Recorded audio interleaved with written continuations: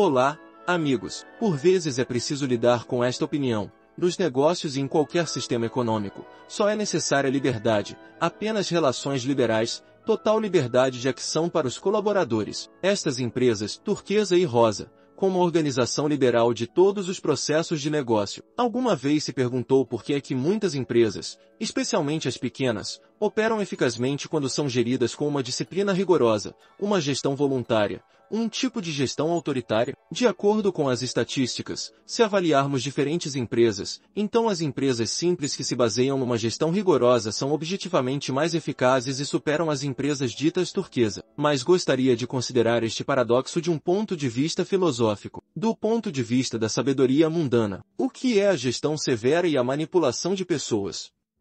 É bom ou mal manipular as pessoas? Sempre nos disseram que isso é 100% mal, que ninguém deve manipular as pessoas, começando pelos psicólogos e terminando com vários ideólogos do liberalismo. Mas e se o resultado da manipulação for alguma ação útil? Por exemplo, a escola onde todos nós estudamos. Esta é uma instituição que utiliza frequentemente a manipulação direta. Mas, é preciso concordar, não estamos a dizer que estudar na escola é mal para uma pessoa. Pelo contrário, na escola, desde a primeira classe, a criança encontra-se em condições de constante manipulação oculta, do professor, dos colegas e do meio envolvente, das atitudes ideológicas. A escola é, para ser honesto, uma grande manipulação contínua de uma pessoa. Hoje dar-lhe-emos uma má nota, e amanhã, uma boa. E isto, deve concordar, é um sistema autoritário bastante rígido, baseado na obediência incondicional, num sistema de castigo e recompensa. Aceitamos o sistema educativo, a escola, como uma virtude incondicional. Isto é, naturalmente, um benefício para nós e para os nossos filhos. O mesmo acontece nos negócios. É impossível vender o que quer que seja sem manipulação. Ou seja, a manipulação, as ordens, um estilo de gestão rígido nem sempre são maus, nem sempre prejudiciais. Pelo contrário, se quer ter sucesso nos negócios e na economia, deve haver muita manipulação nas vendas. Esta ferramenta, como todas as outras, pode fazer um mal ou um bem a uma pessoa, dependendo da área de aplicação. Como qualquer outra ferramenta, uma faca como objeto, é boa ou má? Se a utilizar para cortar salsicha ou legumes na cozinha, é boa, é para o bem. Mas se utilizar uma faca para cortar o dedo, é má, é uma má ferramenta que nos fará mal. O mesmo se passa com outros fenômenos. Marketing, gestão, tudo isto também se baseia na manipulação. Publicidade, imposição de valores a uma pessoa. Qualquer negócio e economia no seu todo podem ser avaliados como um conjunto, uma infinidade de pequenas e grandes manipulações. Foi forçado a pensar que precisa de comprar esta barra de chocolate específica ou beber este refrigerante específico.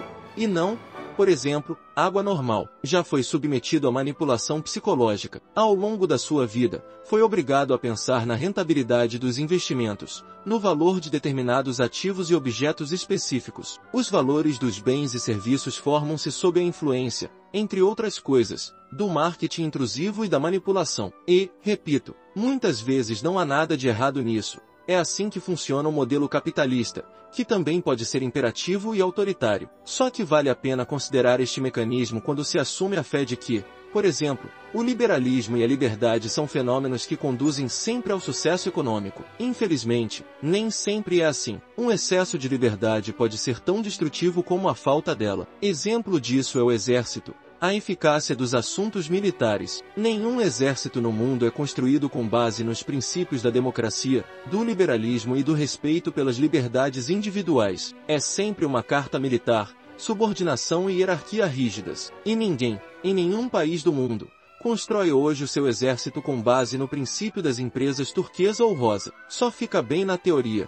Conforto para os empregados, um ambiente não tóxico, espaço aberto, café com leite de cocô, trabalho freelance e remoto, valores liberais. Não, ainda não há nada mais eficaz do que uma rígida hierarquia de subordinação embutida. O chefe lidera os seus empregados e fala-os seguir as suas ordens, à sua vontade, estimulando-os com uma cenoura e um cacete. A imposição da vontade e da subordinação pode ocorrer tanto de forma aberta como secreta, com a ajuda da manipulação. Durante centenas e milhares de anos, a humanidade aprendeu a produzir vários bens e serviços. Por exemplo, as pessoas começaram a construir habitações e casas nos tempos antigos. E se quiser gerir um projeto, por exemplo, construir casas, então deve ir aprender diretamente com aqueles que sabem construir. Faz sentido?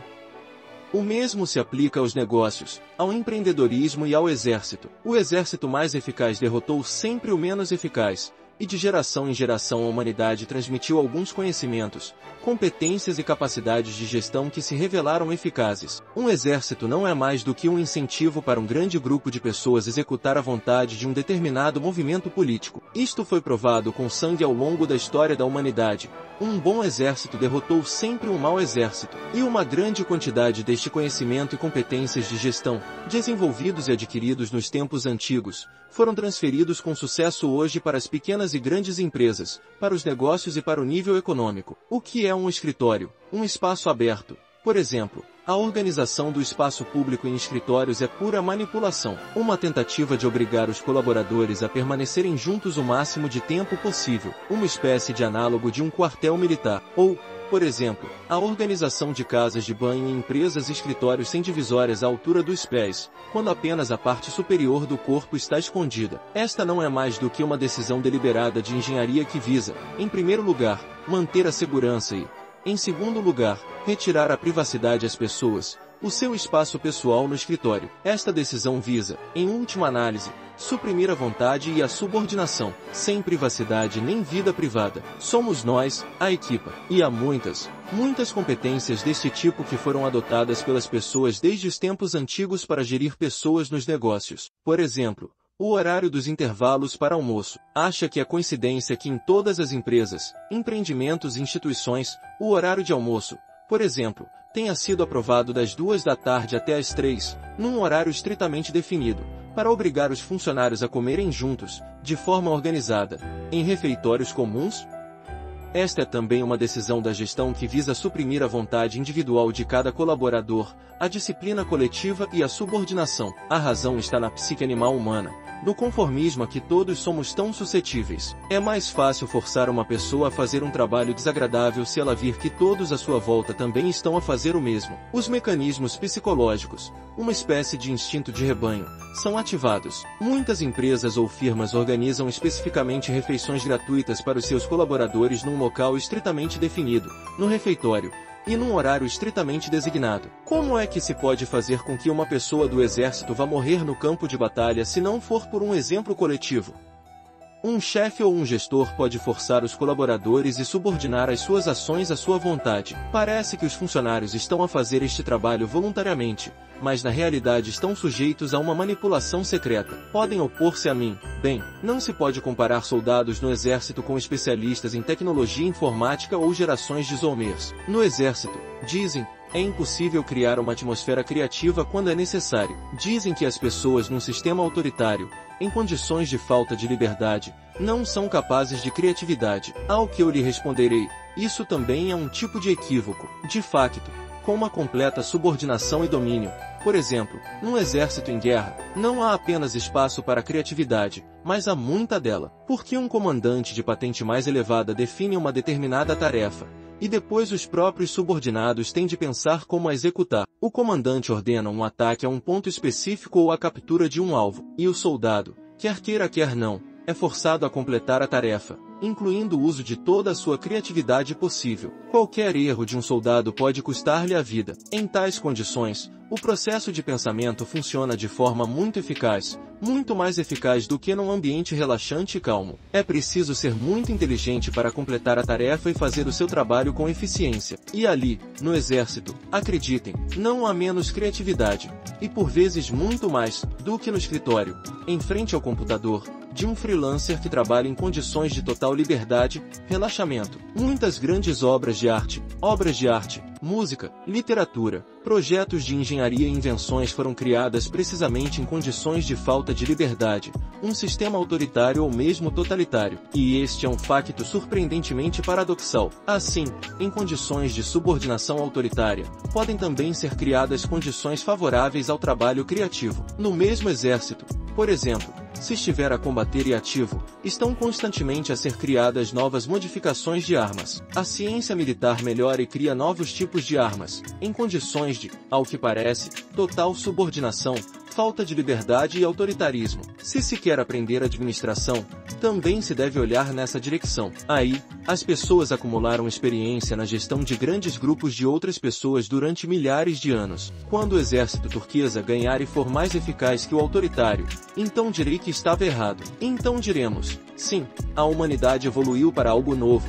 Os processos de negócio podem agora ser construídos de uma forma completamente diferente. Mas, por enquanto, temos uma situação diferente. É uma verdade amarga, mas, infelizmente, estes mitos têm de ser dissipados. Muitos empresários tentam, erradamente, construir estas empresas turquesas muito na moda, com total liberdade para os colaboradores e liberalização dos processos de negócio. Mas apenas alguns o conseguem. Apenas aqueles que incorporam no seu modelo de negócio a base de um modelo autoritário, ainda que oculto. Surpreendentemente, os gestores são treinados da mesma forma que os oficiais do exército, de acordo com os mesmos princípios. Uma combinação de ligações horizontais e verticais, no nível superior subordinado. Estas ligações não são menos importantes. Mesmo que estejamos a falar de algumas profissões criativas, designers, artistas, programadores e por aí fora. Mesmo assim, se lhes dermos 100% de liberdade de ação, então provavelmente não obteremos nenhum produto útil no final. Até mesmo um artista ou designer precisa de limites rígidos e de uma gestão externa para ter sucesso. Tem ainda um cliente, prazos rígidos para a conclusão do trabalho, subordinação, uma hierarquia rígida e um sistema de punição. A realidade está longe das ideias mitológicas sobre a liberdade absoluta universal, a justiça e a igualdade. Costumo repetir conhecimentos simples de um manual escolar de biologia. Os humanos, a nossa espécie chama-se Homo sapiens, pertencem à família dos hominídeos, ordem dos primatas, classe dos mamíferos, subfilo dos vertebrados, filo dos cordados e reino animal. Sim, amigos, para o reino dos animais. E uma pessoa com uma mundividência científica não pode ignorar este facto. A manipulação e a experiência autoritária oculta são amplamente utilizadas na gestão e no marketing hoje em dia. Faça com que as pessoas comam juntas à mesma hora e serão 100 vezes mais coesas e mais eficientes no trabalho. Podem falar o quanto quiserem sobre a liberdade interior da geração atual. Tipo, tentar forçar um representante da geração Zoomer a marchar em formação e a comer a horas contra a sua vontade. Não quero parecer cínico, mas se distribuir comida grátis aos funcionários de escritório, por exemplo, das 2 às 3 da tarde, eles farão fila e obedecerão alegremente. Isto é autoritarismo suave e moderno, submissão à vontade de alguém. Uma pessoa que tem uma hipoteca e empréstimo será sempre mais flexível e trabalhará mais do que uma pessoa financeiramente independente. Compreende como isso funciona? Se precisar de forçar todos os funcionários a marchar em formação e a ir ao refeitório almoçar das 2 às 3 horas, então exatamente às 2 horas a comida gratuita é trazida para eles, e exatamente às 3 horas é retirada. É isso, nada mais é necessário. A maioria das pessoas obedecerá e marchará em formação. Se precisar de unir rapidamente uma equipe ou toda a sociedade para executar certas tarefas, algum trabalho específico, então pode definitivamente utilizar estes mecanismos psicológicos, cantar o hino de manhã e hastear a bandeira. Isto funciona de forma muito eficaz. Lembra-se da famosa experiência que demonstrou a psicologia da conformidade? Quando era mostrada às pessoas uma figura, um triângulo, mas lhes era dito que na verdade era um círculo, todos à sua volta faziam o teste e também respondiam que era um círculo. Passado algum tempo, a pessoa começou a sucumbir a uma poderosa convicção coletiva. Sentia-se psicologicamente desconfortável por se destacar do grupo e disse também que estava em círculo, apesar de ser na verdade um triângulo. Todas as pessoas, sem exceção, estão sujeitas a estas distorções, ao conformismo, num grau ou noutro. Até eu, embora conheça estes mecanismos de manipulação, também me posso tornar vítima deles. Durante décadas, ensinaram-nos que os sistemas econômicos funcionam eficazmente apenas em condições de total liberdade e de relações liberais no coletivo de trabalho. Mas isto, como já percebeu, é uma certa simplificação, generalização, uma espécie de manipulação. Os processos de negócio, assim como quaisquer outras esferas da vida humana, estão sujeitos às leis da hierarquia, do domínio, numa palavra, às leis da natureza. Espero ter lhe dado algo em que pensar. Subscrevam o canal, pois haverá muitos mais pensamentos úteis, histórias interessantes. Obrigado pela atenção e até breve.